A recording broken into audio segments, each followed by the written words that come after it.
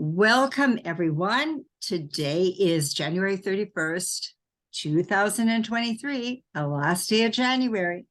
And we have a very, very exciting guest today, okay? First of all, I'm sandraalexcaemoren. You can go into the Show Me section and you can see my website. It's called My Personal Muse. I am an astrologer, a numerologist, a spiritual and business coach. There, all of my services are explained. Okay, if you go to the top right, you will see the Game Changer. It's the last book that I was involved in, and Game Changer is about the Aquarian relationships, and that's the energy that we're working with right now. Okay, if you would press share, I would appreciate it if you'd like, and if you would subscribe to the YouTube channel. If you put a little comment in, which I know you're going to because you're going to love this guest, chance for a draw. Okay, so today Matthew Ashton is here, and I'm going to let him tell you about himself, what he does, but I want to tell you how I've worked with him over the years, okay? He has a self-discovery tool, okay, which is based on astrology and other things, so we've worked at that together, and I actually just finished workshop or course with Matthew on aligning, what's again, Matthew, was the name of it? Aligning your business with prosperity. Aligning your business with prosperity. And prosperity is a very interesting word. Okay, we always think of prosperity right away. It's dollar signs. It's about money. It's also about worth. It's about value. Okay, and right now, one of the powerful transits in astrology is the North Node in Taurus, and we're looking at our own personal worth and value, and it's all about finding that and having the courage and the confidence to let our light shine, which is what this full moon is on February the 5th, because it's in Leo. Okay, so it's like the universe set everything up today to have this special meeting. Matthew and I so appreciated. Now, on the other hand, Matthew can help you with your business, but what he also does, which is so powerful, okay, because Game Changer is based on personal, on relationships, is right now we're entering Valentine's Day, okay? And so everybody wants a gift, so Game Changer is really a good gift. You can order it online, okay? But at the same time, there's been a lot of challenges with people, okay? And so I'm telling you right now, the biggest happening in your life is when you get into a relationship. The right one will make you, the wrong one will break you. And it's all about discovering self, and then you discover each other together. And Matthew does work with couples, so he can sit down and he can show your gene key tool and then see how the two of you work together. So Matthew, that's enough of my rattling. I'm going to let you tell them all about you, and I'm so excited we could do it today. It's like perfect timing in the ethers. Okay, take care. Go ahead. Yeah, always trust the timing. That's what I say. Yeah. Oh yes. So let's give him this excitement that we're promising. Hey, that's right. Let's give him a thrilling ride. That's so right. Yeah, I worked with this program called the Gene Keys. It was brought into the world by a beautiful man, Mr. Richard Rudd, out of England, and it is it's a powerful transmission. It's a powerful body of work, and as Sandra was sharing, it has elements of astrology in there, but also wisdom from the I Ching of the ancient I Ching, and the Book of Changes. It's called the Book of Changes. So it's about our aligning with our nature, our true nature. So we live our lives conditioned by the world around us. This is our personal way through the matrix. That's the way we talk about the gene keys. It's like, this is how we're undoing our conditioning from the matrix so we can step into our authentic self, our true self, and how we do that in relationships. So yeah, as Sandra mentioned, I work with people with business and in personal relationships, and really everything. Business is based on relationships. So learning how to resolve challenges in relationships, to learn from one another, to grow from one another, is something I'm very passionate about, because I think relationships, and whether it be mother-daughter relationships or lovers, whatever it might be, is that it's the foundations of our communities. And if we are battling and in conflict all the time, not or battling in our righteousness all the time in relationships, then we're not able to build the foundations for a healthy community. So learning how we can resolve conflicts, how we can find the gift within conflicts, is a big part of what I love to do. So I love working with folks who are, they're exploring, we've got such a great relationship. There's these things that we just love about it. There's these challenges we keep coming up against, and it seems like we keep repeating the same patterns. And, as we enter into this full moon on the 5th of February, in the world of the gene keys, the moon is going to be in a particular gene key. It's called the 7th gene key, which is about guidance. It's about listening to the guidance of our heart. It's about leadership at the heart. And so this could be a very potent time for all of us. And it's also about listening within and listening in the relationship too. So yeah, very passionate about how the relationships that we are all involved in can be navigated with a little bit more ease and grace. And the Gene Keys is a fantastic tool where I can look at where people come up against these difficulties again and again, and we can learn to break down some of those barriers. We can embrace what we call our shadows, those parts of ourselves that we don't like, and that others in relationship can be really good at reflecting back to us and pointing out at us. So yeah, powerful tool. Yeah, Matthew, I was just thinking about also in business. I can remember a few years ago, I was working with a different self-discovery tool, and this architectural firm actually hired me. They were bringing on a new architect and whatever, and there was 2 partners, and they were going to bring a third one on, and one was saying, I don't want it, and I said, this is what you need to do. So she used this self-discovery tool. They went away for the weekend and did like a big workshop. The major owners making a decision based on this person. Okay, if they were going to fit into the firm. Okay, and so I think it's really, really important. It's like for everything, not just personal relationships, but family relationships. And we have a challenge right now. A lot of families are split, right? And on how it's going to work and in business. So it's awesome. So I'm excited to see what you're going to show us. Because the full moon, the funny thing is it's leadership, personal leadership. So it's perfect. Yeah, absolutely. Yeah, and being authentic to ourselves, being true to ourselves in relationships, rather than, as your book is so brilliantly dives into, is the nature of codependent relationships.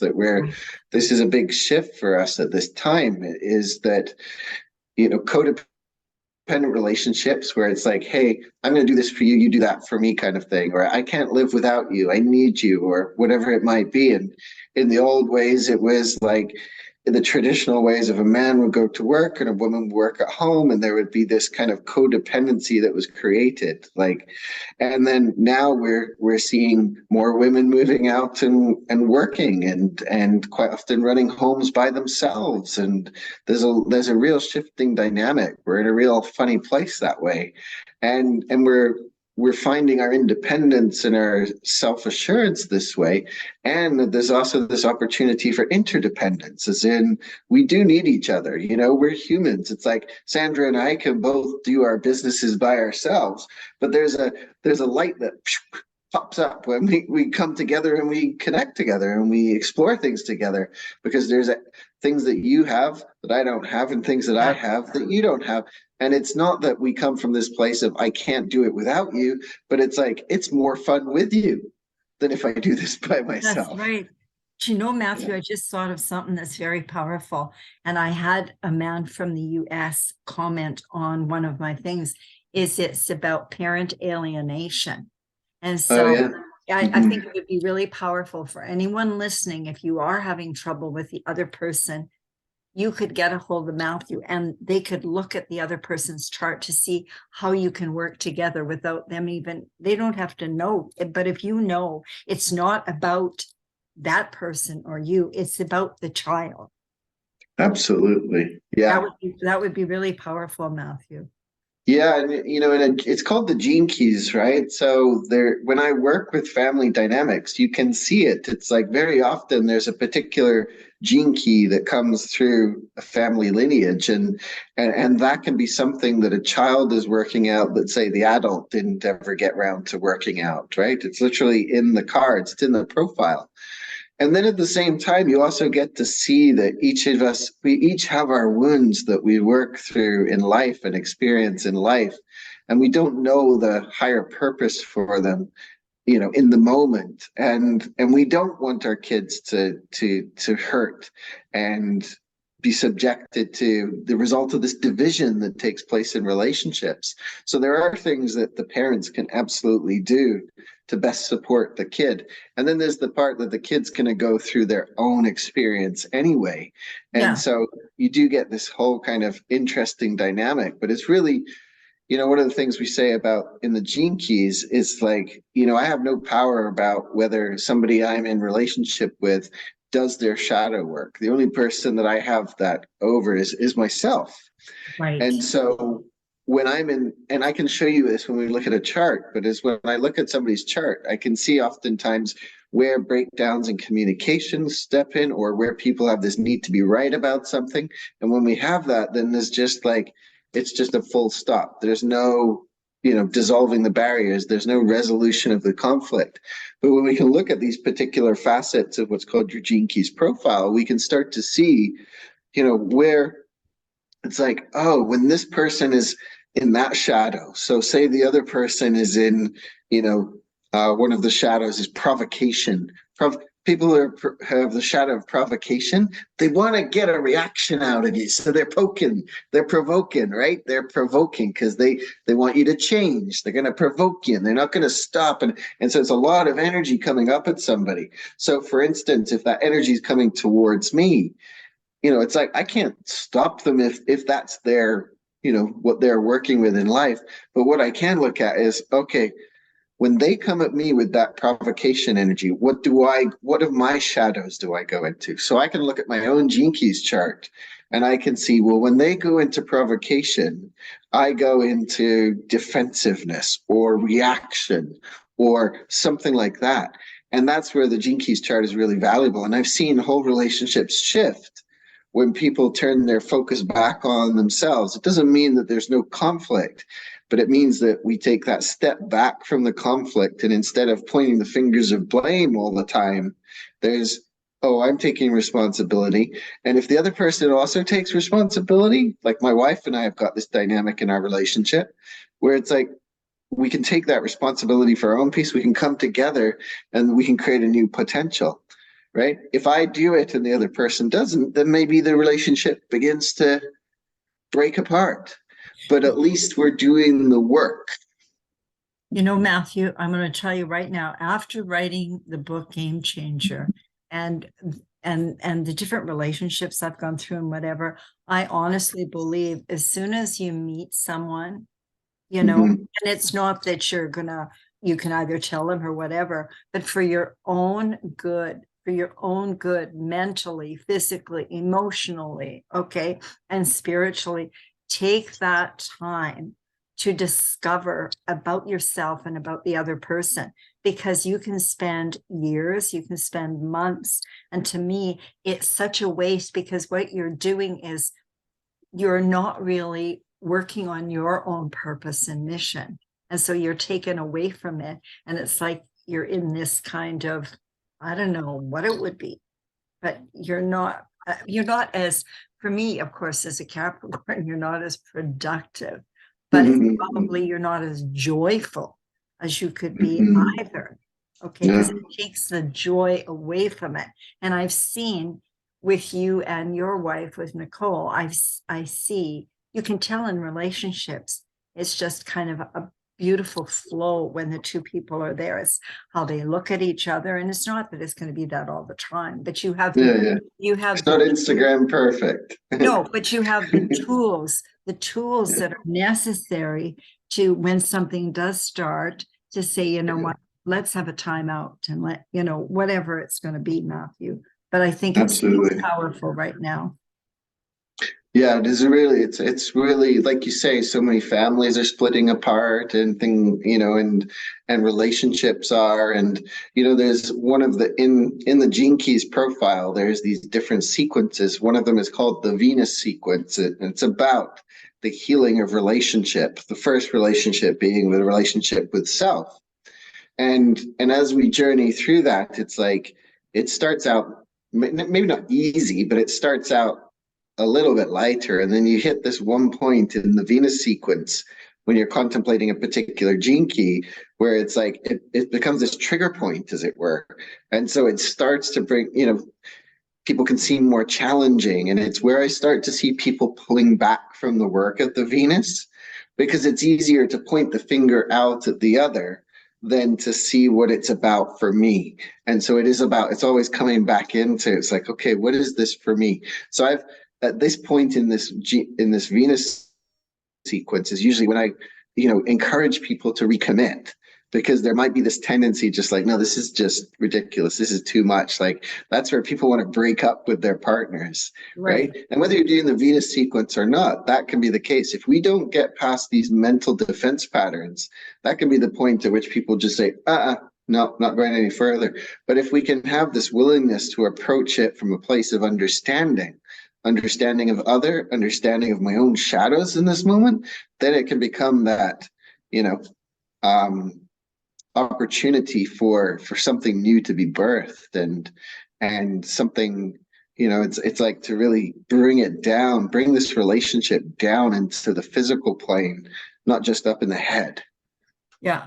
So, and another thing I was going to say, Matthew, is for me, when 2023 came through, and we're just kind of finishing it this month, right now we're on the last day, it was all about rebranding.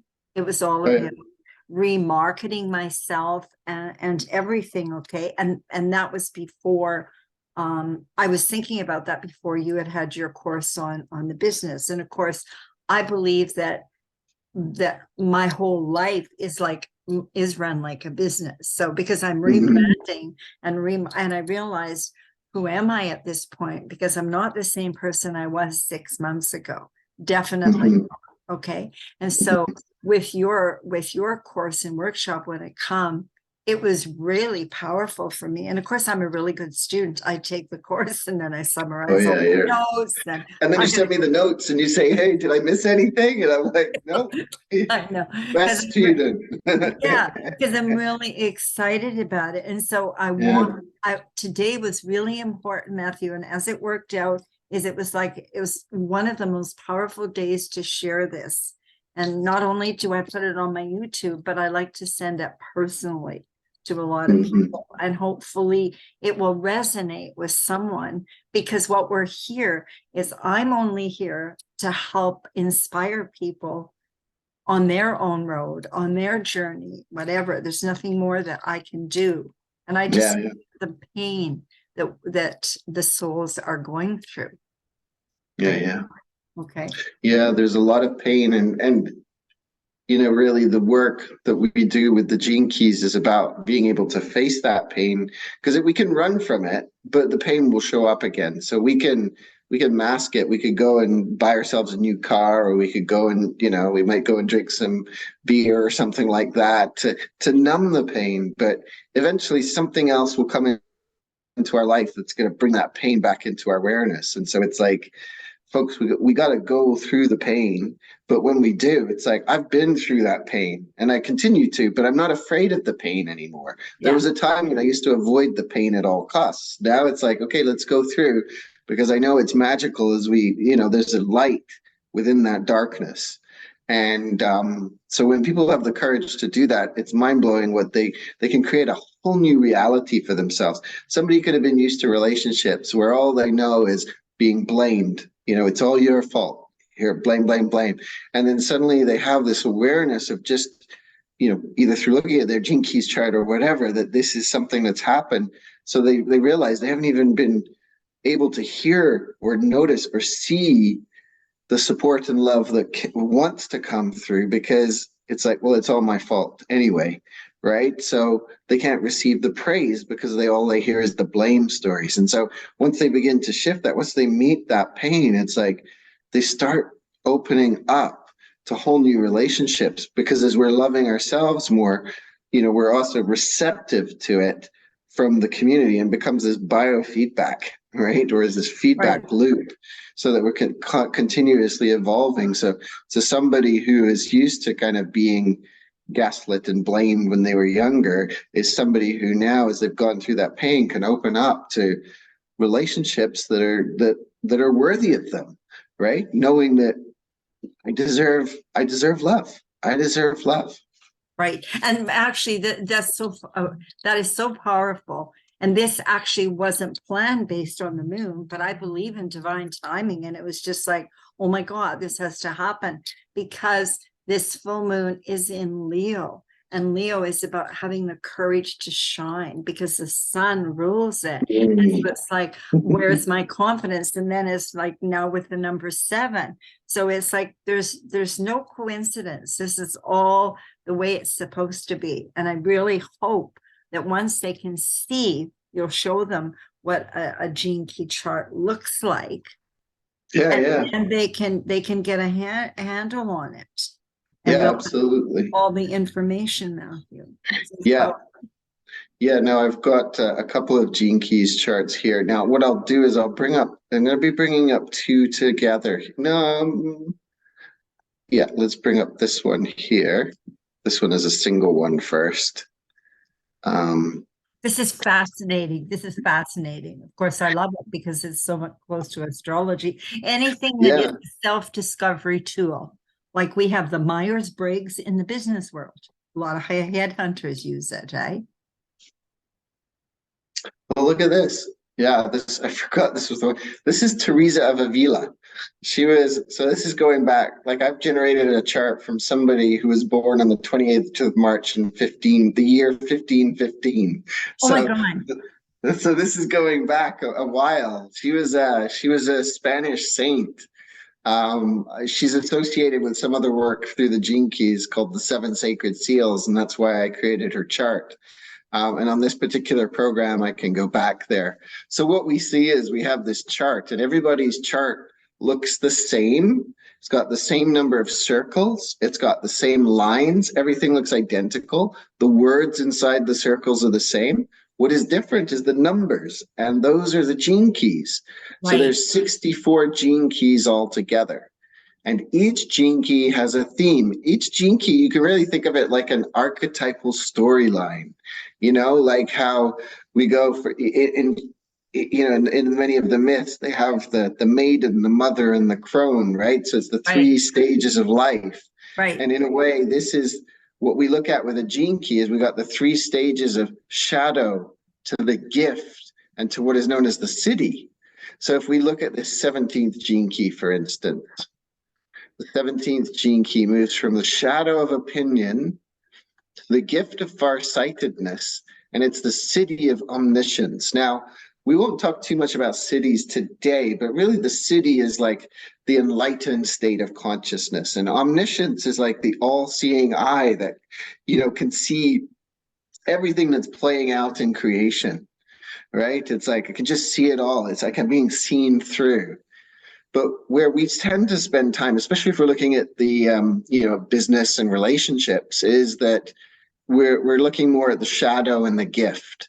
And so the shadow is something that we might feel guilty about it. We might feel shameful that or we might, we just might think it's normal. It's normal to have opinions. Everybody has opinions, right? So Right. here we're looking at this shadow. It says opinions. And it's like, when we talk about opinions here, there's that we can have the flexibility with opinions where if it's truly an opinion, and this is actually more what the gift of farsightedness is. So when I've got the gift of farsightedness, I still have opinions, but somebody could come along and present a different fact to me, for instance, and that might change my opinion, right? Whereas at the shadow, it's like, no, I'm fixed on this opinion. There's nothing you can say that's going to Right. change my opinion. And so you get very one-sided. The dilemma of the 17th gene key is about politics. This is actually a great example because in relationships, right? It's like when we come into relationships, there's one person's opinion and there's the other person's opinion. And so we can get trapped into that shadow frequency of just fighting and fighting if we're just stuck in the opinion. But if we recognize that we're an opinion, if we accept, in Gene Keys, we talk about working with the shadows through 3 words: allow, accept, embrace. Right. Allow for the possibility that I'm like just caught up in my own opinion here. Oh, there's my opinion. Okay. Right. I got my opinion there. Now it's moving into accepting that. So I accept that was my opinion. Now I'm open to that flexibility, and that releases the gift. So the gift of farsightedness, people with the 17th gene key, they're really good with patterns. So you've been talking about like the astrology, and we've been talking about the gene keys and the number patterns. And so somebody with the gift of farsightedness, it's like they can see what's coming down the pipeline because they see the patterns, right? They can see the patterns of numbers. They're literally, Right. they've got this ability to see into the future. So I've got a few friends who are farsighted, right? And they can, it's almost like they can see what's going to happen a year out, but they try and explain that to somebody who doesn't have that necessarily. And it's like, it just sounds like an opinion, but it's actually based upon reasoning. It's very left brain. Matthew, who would be interesting to do? Warren Buffett. Because they say his patterns, when he first started out, he lived in a little apartment. And what he did was he used marbles, and he would put the marbles on the bathtub and he'd watch the marbles drop.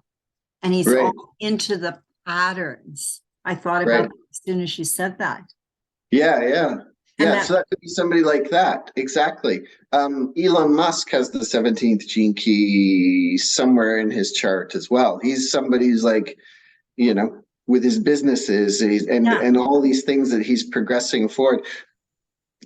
Nikola Tesla, he had the 17th gene key, I think, twice in his chart. Oh, I could see that. Yeah. Yeah. And he was somebody who recognized, he knew, he's like, no, the world's not ready for this yet.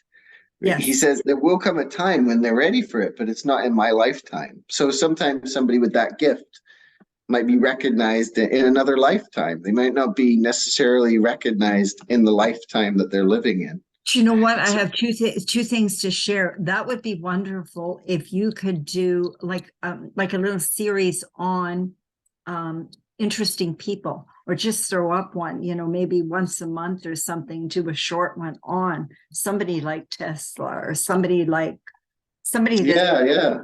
really out there.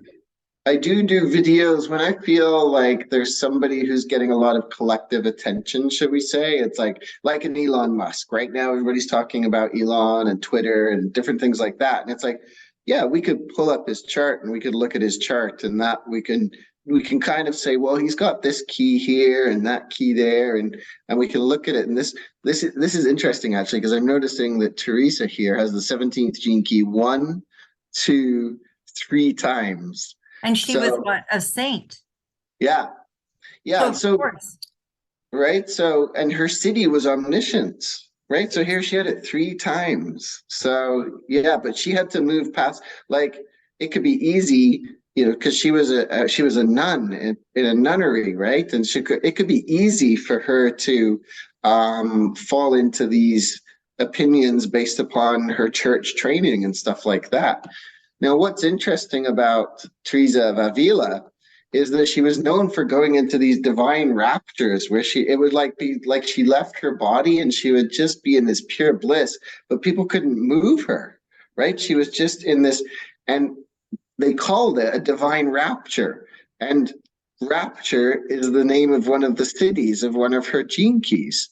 This is called SQ, means your spiritual quotient. So this is her spiritual intelligence. So literally, she's transcended desire, be able to embrace this state of rapture, that's beyond desire. And so we can look at people's charts and we can get a really good indication from looking at their charts as to what the potentials are, because somebody could just be, I don't look at somebody's chart and say, oh my gosh, you must be a saint, right? Because you've got this chart. It's like, I would be quizzing them and seeing, it's like, yeah, what does it mean to be judgmental and opinion? Do you think you're opinionated? Do you think you're judgmental? Oh, no, not me, not at all. Right. And so it's like we get to explore it, and I can share what I see for somebody, but ultimately it's like, what's their interpretation of it for themselves? Like, a lot of people also, you get the reverse sometimes too, where people just see themselves in the shadow and the pain in their life, and they don't realize that other people can see the gifts in them. Right. So somebody can come to me and they're just like, I know one woman, she's got the gift of delight, I think twice or three times. And she just has this very childlike delight about her. Right. But she sees herself sometimes, maybe more from the shadow. But now I think she's come to accepting that there's this delight part of herself, right? And actually, I know a few people with that gene key a few times. So they probably, a lot of them can relate to it in that way. Also, Matthew, what I was going to say, from when the first time, this was years ago, when I looked at the gene keys, that's just the way my mind works. Okay. I noticed that I could see from each key what amino acid I needed for my health. And so I wrote them all down, and then I quickly went to the health food store and I had to get, so I have certain ones that it's all the amino acids. For me, that was really important because of the challenges I have with my health.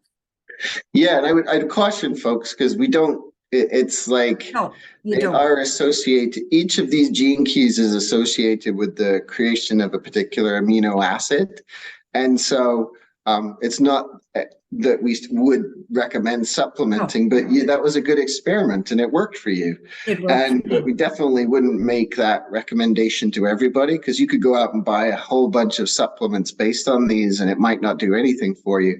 So what these are about, it's like, but you might be able to see how it is related to your health. Like, for instance, there was one woman I had working with one time, and she had two gene keys that were really about the blood, and they were in a place that was related to her health and physicality. And I was telling her these things in her reading, and it was actually just a recording. I was just doing a recorded reading for her. And then I didn't hear anything from her. And then I think she signed up for one of my courses or something. And she said that after she'd heard the reading, she'd run from the home. She had to run away to just gather herself, because it had been so true for her, because she had this blood condition, and then her dad had died from that blood condition, and so it was literally pointing to it in her chart. So it is about the mental, the emotional, and the spiritual, and there is that physical element to it too. We don't do any diagnosis by any means at all, or anything like that. And we don't make any recommendations that way, but it is interesting when people see the patterns, when they have, there's like this 18th gene key is associated with the lymph nodes. And so somebody might be having issues around the lymph nodes and have that gene key, but then somebody might not have the 18th gene key and still have it. So it is fascinating stuff. So what I was just going to share with people is that, yeah, that we have all these, we've just explored one number there, and it just popped up about, suddenly we're talking about Tesla and other people and all this kind of stuff. So it's deep, right? And then you've got 11 of these keys, and they all speak to something different. Like life's work it's about what we're here to do. It's where some of our greatest challenges lie. So Teresa probably either had her own opinions she had to work against, or there was the opinions of the church and the opinions of people who perceived her in a particular light, and who knows what other challenges she faced along the way. And then her evolution sphere, 18th gene key, integrity, moving from the shadow of judgment to the gift of integrity. And so for her, our evolution gene key is always our greatest life challenge, whoever we are. So these outer circles, these four, are called the activation sequence. These really form what's known as your unique genius. And then here, if we're talking relationships, it's these red circles. That's where we want to look. That's where there's great potential for healing to take place in relationships. You were just in my Aligning with Prosperity course, where we kind of cracked open this nugget. This is called your pearl sequence, or otherwise known as your prosperity sequence. Yeah. So whatever somebody feels like is alive for them in life right now, be it relationships or purpose or finances or health, there's a particular part of the chart that it could be beneficial to kind of begin with. I love that. Yeah. And so we can explore people's charts that way. And then, if we've got time for it, I might go into in a moment. There's these two gene keys here in particular, which in relationships, if we can come to understand these two in particular, a lot of the defensive mechanisms and attacks between people can really begin to break down, so that you can open up to, conversation and communication in relationship. That's IQ and EQ, Matthew? Yeah, so your IQ is your mental intelligence. Now, people have done IQ tests and they're like, oh, my IQ is 150. Why does it say I've got an IQ of 17? Right? That's the gene key. It's gene key 17. Right. And then EQ is your emotional intelligence. And your emotional intelligence is how we resolve emotional experiences in our life, right? The shadow of the EQ sphere is the one that really sucks us of our joy, whereas when we are in the gift of it, so for Teresa here, the shadow of superficiality is one that kind of saps her for joy in many ways, whereas the gift of self-assurance is one that would have her open up to the rapture, right? It comes later on. Matthew, it's really interesting because I worked the other day with a gal that I've known for years. Okay. And I know that she has gone through, we're talking $100,000 worth of therapy for years. And she's just not, and I just said to her, as far as I'm concerned, that needs to stop. But you don't need, like I did a session for her. I said, but obviously this has been 30, 35 years, and where has it got you? Okay.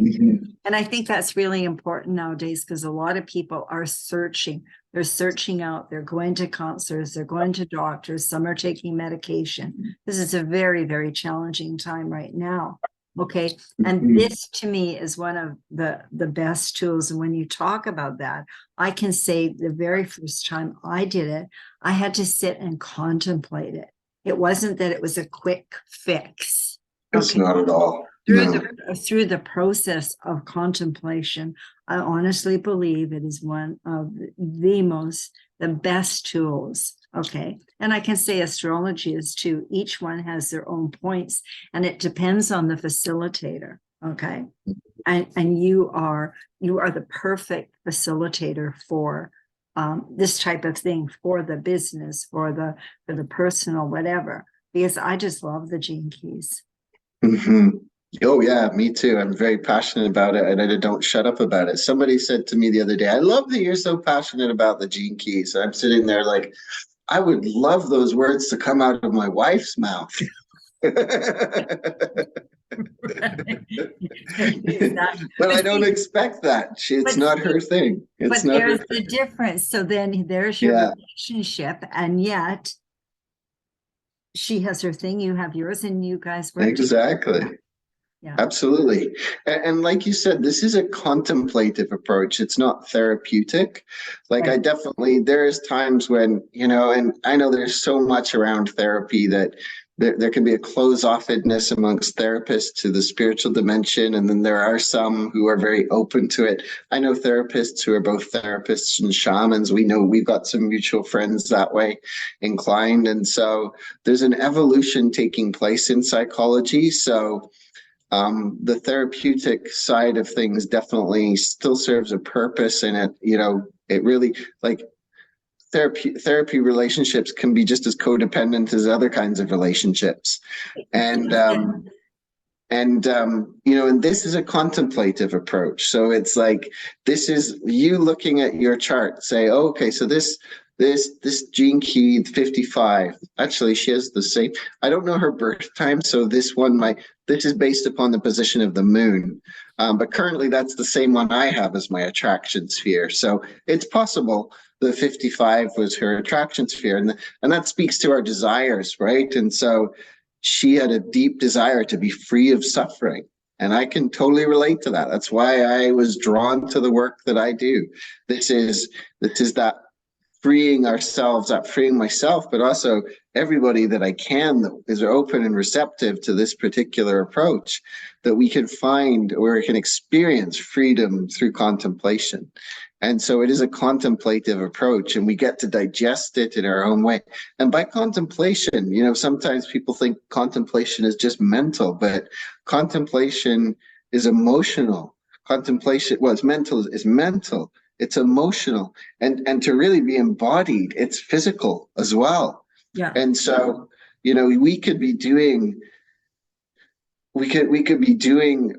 our mundane tasks of life, like our washing the dishes and sweeping the floor and all those kinds of things that we have to do from this space of contemplation. I will stand in a long grocery store lineup, and I might be standing there contemplating one of my gene keys because I've got the time, because we're in such a rush in our world to get places and get somewhere. And so I love that you said that, because this is not something, if you want a quick fix, then the gene keys isn't for you. This is something that, if you're willing to slow yourself down and listen to yourself, then you can hear the wisdom of these keys within you.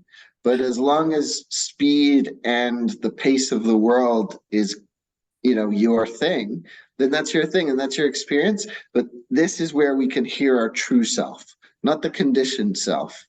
This is where I can hear, when I slow down, when I pause, when I contemplate, I can listen to the soul that wants to express, and I can debug the conditioning, and I can find my own way out of the matrix that I've been in.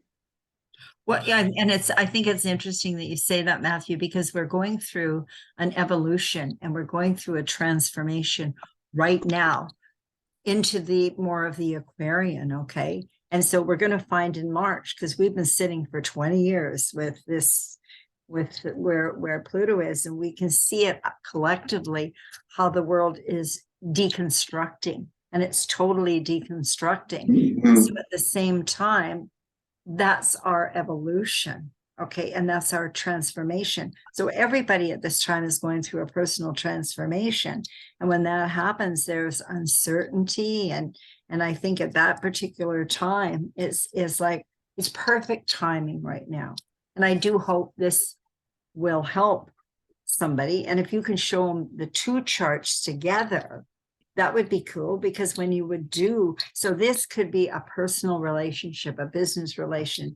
If there was, and right now people are having trouble with their children. Their children are 18 years old. They do not want to work. They do not want to go out there, want to be gamers. So what are you going to do with that? Yeah. What are you going to do? So it's personal relationships. If you're in a new relationship, I suggest right away they need to get that. Okay. Mhm. No, Yeah, Valentine's Day this would is be a too. great gift. Yeah, it's my guidance to I've had some people where because it's usually the woman that wants the chart and work done, and I've had a few surprised gentlemen, shall we say, that really it wasn't what they wanted, and it's like, this is my birthday present, okay. So I do suggest that if you come for a couple session, that both of you are fully like, yes, this is what we're willing to go, and get, and that there's at least some resonance with what the gene keys are about. Otherwise it can just be like it can be messier than it needs to be. But if at the same time, it could be that if you've got a child, right? If you're a parent with a difficult child, so you don't have to bring the child in with you. You can have a session and we can explore your chart and we can see what it is in your child's chart that might be challenging you at this time. And so if we have two charts like this, you remember the IQ and the EQ I just showed you on the other charts? It's like this person's IQ is 30. This person's IQ is 29. I don't know who these people are, by the way, but and there's a special pairing between 29 and 30 because they're also what are known as programming partners. So that's kind of interesting, is that whoever these two people are, and I can't remember who they are. I don't know who they are, but they work as an example right now. If this person here, for instance, the 29th gene key, if they feel the shadow there is half-hearted, right? So if they're not really into this, they could use the first opportunity to just get out of the relationship. And the 30th gene key here, the shadow is desire, right? Doesn't mean desires are bad. It just means it's just noticing our relationship with desire. So if the person with the 30th gene key is really fixed on a desire, and the person in the 29th gene key is like, that's not my desire at all. And it can bring, so the one person can fall into the half-heartedness while the other one is trapped in the desire. Right. Right. And so you've got two people who are trapped in their minds, as it were, both needing to be right. But what this is saying is like, for instance, the person with the 30th, oh, they're just so half-hearted. Well, I can't do anything about their half-heartedness. But when I see their half-heartedness, which of my shadows does that bring up? Right. And it might be that it takes me into my emotion of forgetting. And this person happens to have exactly the same gene key as me in that position, the 33. And so the shadow of forgetting is about forgetting our power, right? And so what we might do in that situation is that we forget our power. And so instead of honing into our own power, we might try to control the other person, right? So it's about my emotional response. What's my defense pattern? This 33rd gene key is about mindfulness. So in mindfulness, I'm pausing and I'm noticing what my reaction is. I'm noticing that I'm angry. So you know what? I'm going to step back. I'm not going to have an argument with this person while I'm in the anger. And I'm just going to be with the anger and just see what's the need under there. What is it that I need that this person's not, right? And then if you got two people that are self-aware in that way, and you've got each of them looking at their shadows in these two gene keys, you'll find that more of the discussions because conflict will still arise. There's this kind of myth almost that the more awake we become, the less emotional problems and challenges we have. And it's like, no, we're going deeper. So sometimes they seem bigger. Right. They seem bigger, but we've got a greater capacity to be able to work with them. Yeah. And so for these two people, lightness is, the person with the 30th gene key of IQ, their gift in this is lightness. And lightness is about, well, I still want to do things but I am not holding so rigidly to them that I'm becoming overly serious. Right. Somebody who's really focused on a desire, like I want this to happen, can get really serious. Yeah. And that seriousness could really trigger somebody else's half-heartedness. Right. Somebody's half-heartedness could make somebody else very serious. And you get this dance, and it's just shadows bouncing off shadows. But the moment one person in the partnership steps back and says, okay, this isn't about me changing their half-heartedness. This is about me noticing which shadow I'm going into when they get half-hearted. Right. Bringing it back to self. Right. And so when they have this done, this is based on their birthday, Matthew. Yes, on the birthday and the time of birth and place of birth and that type of thing, because you showed that like 1515. So it's interesting you can go back. So they could even go back because there's a lot of ancestral karma. They could go back into that type of thing to see what is being passed through.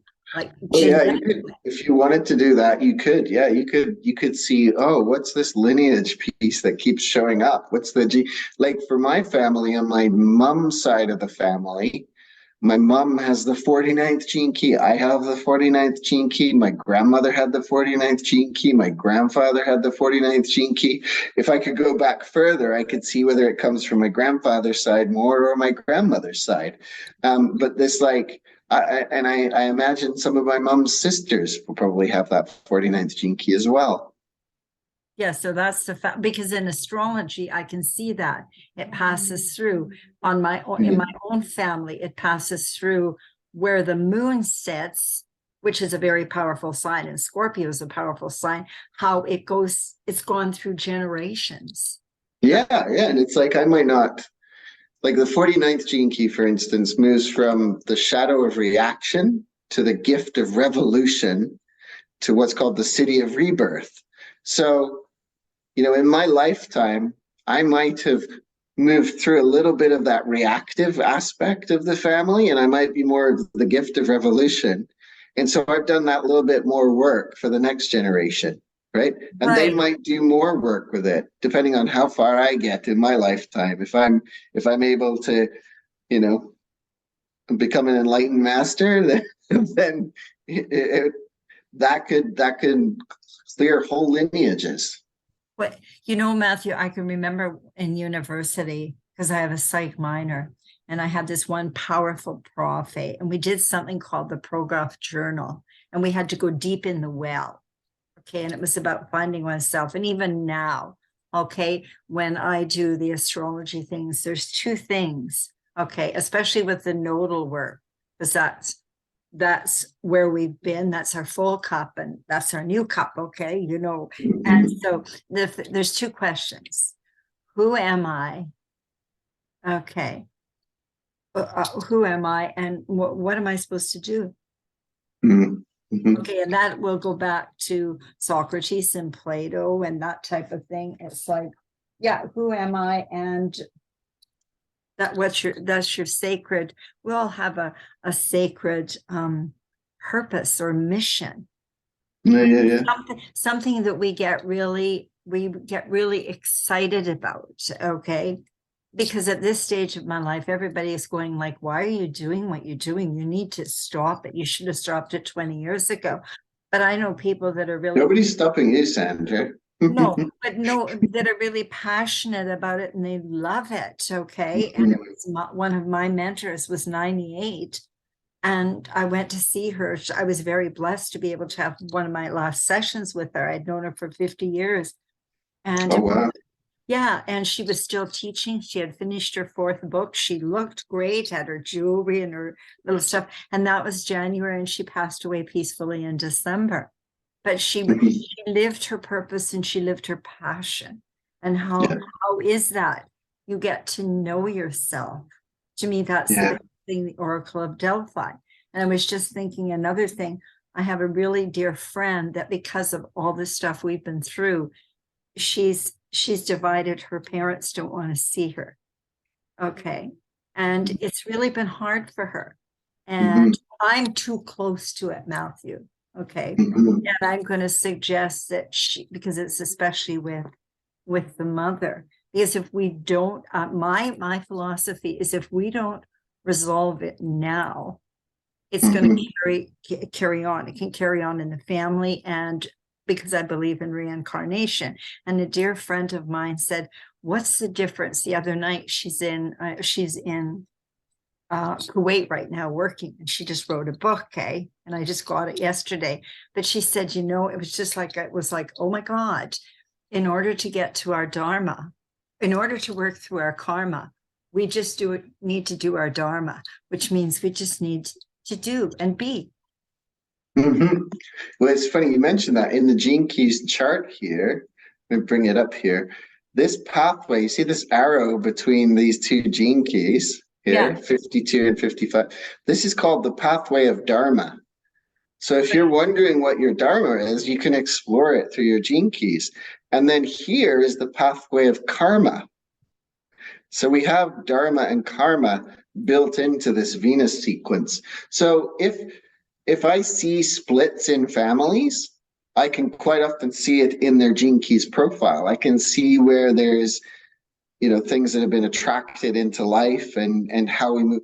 And even if we don't repair the relationship in the physical, we can work on the healing on the mental and emotional. So I could be, let's say there was a challenge with me and one of my family members, right? Me and my parents, we get along really well. But if there was this division and they didn't want to talk to me, then I have no way of making them be able to talk to me. No. But all I can do is resolve anything within me, all my bitterness, all my rejection, all my anger. I can heal that part of me through the work that I do by myself and through the support of others. And who knows, that it could bridge gaps, it could bridge things. We're in this quantum realm where I've noticed this before, where people go through something and they don't have to make a phone call or anything. There's just this reconnect that happens, right? It's like, suddenly somebody feels like, hey, maybe I should reach out. I've seen it again and again, not through people trying to force other people to heal, but just by doing our own healing. Right. And another thing, when you talk about karma, because there's so many karmic relationships, and I know when I do my work, I look at it and I can see different things. Okay. And so a lot of people say, well, it's a karmic relationship. Well, what does that mean? Okay. Yeah. And so that could be a whole other little thing that a person looks at too. Because I've had a few karmic relationships, Matthew, and hopefully I learned my lessons, because I always think there's a lesson. Well, they keep repeating, don't they? Because I got to take it on me. If I see the same pattern, that's what I say. Are we going to stop? Are we going to stop? And are we going to look at our own patterns, not the other person's pattern, but our own patterns, so that I can release that pattern, free myself from that pattern? Again, this full moons are always about releasing and letting go and letting in. So it's really powerful. Anyway. Something just on that quickly too is that I'd looked at, before I met my wife, I'd had a significant relationship before that. And when I looked at that was the only one I'd looked at. I looked at their chart and they had the same gene keys as my wife, but in a different order. So it's like we're attracted to these people because we keep learning these lessons. And as long as we make the problem out there, we're not getting, okay, what's this about for me? What's the gift in this shadow for me? Sorry, I thought I had this turned down. Quite a day today. Anyway. Oh yeah, no, that's perfect, Matthew. So anyway, what we will do is we'll do all the hashtags, how they can get a hold of you. You can tell them. I think it's what, Grail Quest, and you have a Facebook page. And there's the Facebook page, which is Matthew Ashdown Grail Quests. My website is the easiest to go to. It's just my name. It's matthewashdown.ca. And then when people go there, they can find my Instagram page, my Facebook page. I host a lot of free events as well, so that people can come and sample before they commit if they want to. I mean, obviously, you've got a fair sample through this, but I host one event called Gene Keys and Myth with a couple of other people, and there's lots of opportunities to check in that way.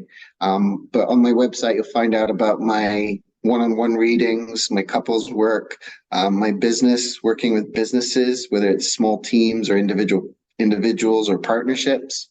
So there's lots of ways that the Gene Keys is supporting us at this time, and I'm really passionate about it all. So it's difficult for me to say, oh yeah, come do this, or it's like, I'll do it all. There's everything. And I want to say, when I was just out in BC, Matthew lives in BC and he's got a beautiful home. And I think, are you hosting different events at your house now? Yeah, absolutely. So one of the I host a 2-day event now at my home in Lake Cowichan on Vancouver Island, and so we have It's a group of beautiful. people coming. Yeah, it's such a Beautiful. And the home is beautiful. I went to yeah. visit. Yeah, we're very, very happy with it. It was just a magical manifestation. Myself and my wife aligned to that same vision for what our home is like. We didn't know what it was going to look like, but it's turned out we knew what it feels like, and it feels this what we're in now is what it felt like before we ever moved in here. So yeah, I host this 2-day event called the Epiphany Experience, which is a great way for people who are new to the Gene Keys to kind of immerse yourself in it. And it's called the Epiphany because that's the aim, to create breakthrough in lives. And I just love it because after 2 days, people walk away and there's all, not necessarily, they might not have the breakthrough in the session, but the breakthrough comes in some way in the weeks after. It's like we create this container for the cocoon to burst out, for the It's really funny what I just seen. I just seen an egg. You know how a little chicken comes out of an egg, because I'm from Yeah. so I just seen an egg and I thought, there it is, and then they can go, or like the flower that blooms. Yeah, absolutely. Anyway. Yeah, thank you very much for inviting me on. It's been a lot of fun having a conversation, and I hope that people have got. It's quite easy to generate your own chart for free, but it's definitely helpful to know what it's all about. So you can either find that through the website, or you can book sessions with guides like myself. Right, and I'm trying to find how I stop the video. It's like everything is changed on my screen and I don't know why, Matthew, because I don't want to lose it. So just have patience with me here. Usually it's right here. Share screen, chat, participants. Is it not in the top left-hand corner? Left hand? Isn't that your right-hand corner? Yeah, this is the left hand. Meeting information. It's just, it says recording, but it's not like usually There's no stop button there? No. If you end the call, it will definitely end. But you're going to have somebody clip it off, right? So they won't. I don't want to lose the recording, because you won't lose the recording. No, once you end the call, it'll automatically. Does it save it to your computer? Well, usually when I can stop it, it says two things: where I can share it, or where I can save it. That's what I find very interesting. So if you can't see it, once you close the room, otherwise there's the 3 dots in the far right-hand corner on the bottom. You know where it says, you see the button where it says leave? No. Or end meeting for all? I can see end. And to the right of that, is there 3 dots? No. I've never had this happen before, Matthew, in all of them. So I have to apologize to you and to everybody, but it's like, usually it's chat, share scene, and then it's usually stop, because I had the record button. I recorded it and I had to press that, If you end pause recording just a second here, stop recording. Yeah, you'll have to edit the last little bit. So that it's way up on top now. I don't know why that happened. Pause. So I'm going to stop the recording.